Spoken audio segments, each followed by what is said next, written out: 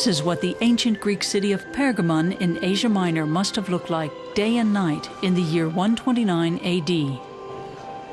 After 5 years of work, Yadegar Asisi has finally completed his project. I still haven't really realized it. You head for a goal for 5 years, and when you arrive, you don't feel it yet. I need a little time before I can see it with some distance, but it's really a great feeling.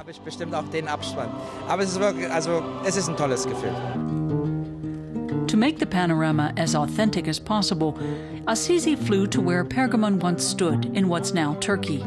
He took more than 30,000 photos there, using more than 70 extras to populate them. And he photographed everything from a single vantage point, the same one viewers in Berlin now have of ancient Pergamon. Asisi didn't just want the general impression to be right, every detail was important to him. On his drawing board, he even reconstructed magnificent facades, only a few fragments of which have been preserved. He worked for more than a year on this detail alone.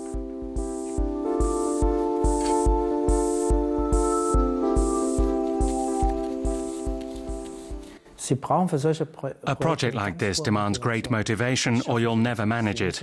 You have to have an underlying idea, a drive that makes you do it. The facade is only a small detail in the picture because Asisi has revived the entire ancient metropolis. He composed the gigantic 360-degree panorama on his computer using photos, 3D animation, and drawings.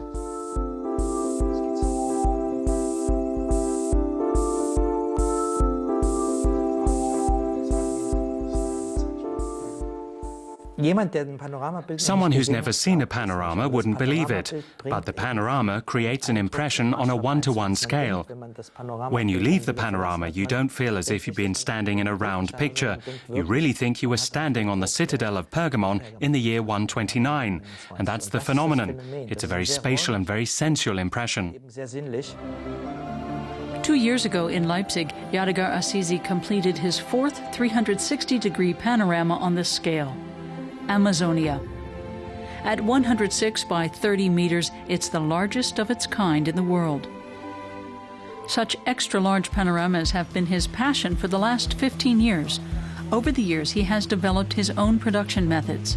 Almost 40 rolls of fabric are printed and then sewn together in a rented hall during a period of about 6 weeks. In this way, he's achieved dimensions no earlier panorama artist dared attempt. The production phase is always very suspenseful for Asisi. After all, he won't see the work in its final dimensions until it's finished.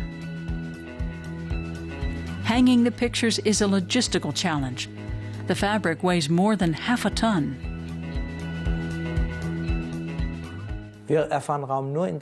We experience space only when we stand still and inhale it. Space can be grasped only when you're not moving. Motion isn't important at all for spatial perception. I think the panorama produces this stillness, and viewers direct what they see. It's not a film excerpt that says you have to watch it quickly. Instead, I can stand in it for an hour or for 5 minutes, and what I take with me is a spatial impression, and the panorama is an ideal medium for putting objects like this into context. Yadegar Asisi's Pergamon panorama makes you feel as if you're in the ancient city on an ordinary day.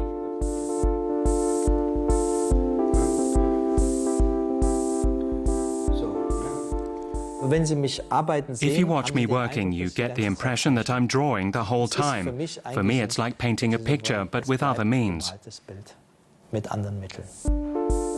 And this is what it looks like when Pergamon is brought to life again on 2,500 square meters of fabric. It's very special. I can't put it into words. It's simply overwhelming. You can really spend an hour here without noticing the time. It's fantastic, and you keep finding new details. I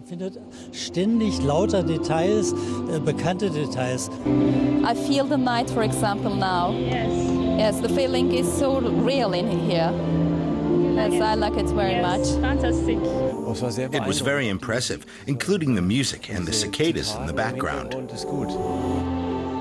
A brief trip to ancient Greece, on view for a whole year, starting now in Berlin's Pergamon Museum.